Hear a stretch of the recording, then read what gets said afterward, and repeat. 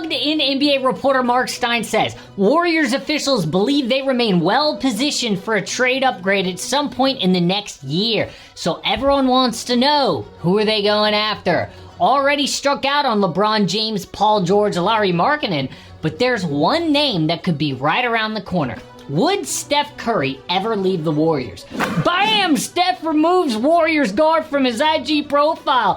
Steph wants to play with Bronny, obviously. But what Steph actually said to the media should have fans worry, like Dirk Nowitzki or Kobe Bryant. All-time players on some crappy teams at the end. Played for one franchise, but that loyalty cost them chances at the end. Well, people want to play with Steph. How could they not after the Olympics? The craziest stat I saw about that gold medal game, Steph hit 4 big threes the final 2 minutes, 43 seconds.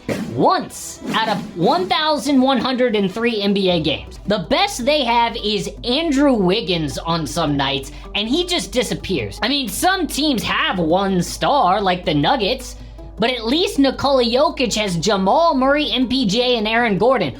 He's just 21 years old. Last year put up 16 points, efficient, could potentially drop 20 a night this next season. They let go of Klay Thompson. It would have been so easy to bring him back. 9 out of 10 franchises would do that. The Dubs' main 3 additions were Buddy Hield, Kyle Anderson, and DeAnthony Melton. Buddy Hield, same exact 3-point percentage last season. Both of them average on defense at this point, but Hield won't take those wild hero ball shots Klay's been taking the last few years.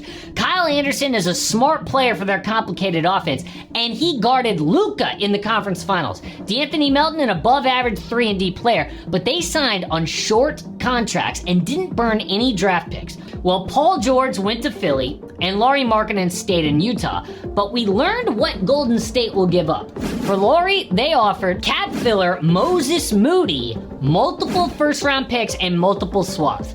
Utah demanded Brandon Podziemski, but the Dubs said no. Jonathan Kuminga, though, might be available, so they're willing to deal vets outside of Steph and Draymond, young guys, Moses Moody and Kuminga, plus all picks and swaps. Decent number 2s include Zach LaVine, Brandon Ingram, Jeremy Grant, and Jarrett Allen, who can be traded at the deadline despite his new deal.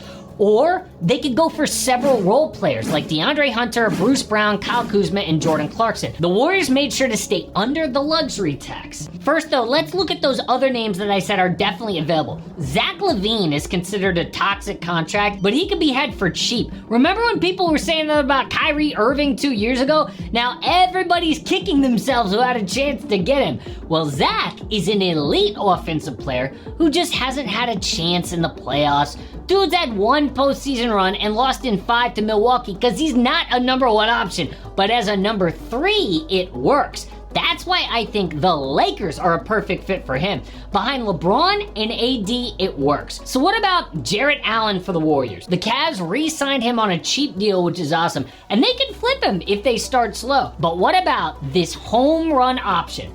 After USA's embarrassing loss in the FIBA World Cup, Kyle Kuzma posted, anybody could be nice with the ball in their hands, but can you be cool with defending and going into the corner for some possessions? Devin Booker simply tweeted, I'll do it.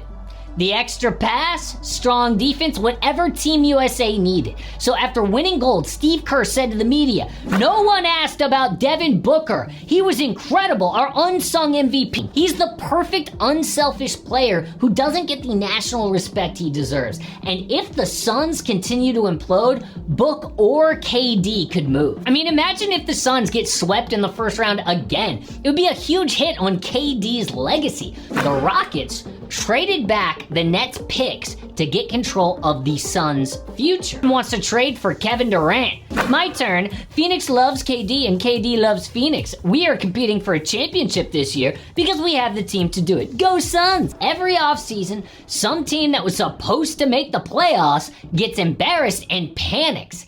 So the Warriors would need an assist from Book to land him in a trade. If he demanded to be traded to the Warriors, it would make things difficult for the Suns to do anything otherwise. I've always said I want to be a Warrior for life. At this stage in my career, I feel that's possible, but I want to win. If it's a situation where you're a bottom feeder and it's just because you want to stay there, I'd have a hard time with that. Wow. That is as close as Steph gets to putting pressure on the front office. It'll feel even more real when they actually start playing games and Klay is wearing a Mavericks uniform. But honestly, I think Steph will probably retire a Warrior. In the meantime, that report from Mark Stein says the Warriors believe that they are set up to make a big trade, and that is not a lie. They just have to be patient and see who comes available. But I think we will get at least one more run at a chip for Steph. Subscribe to my channel.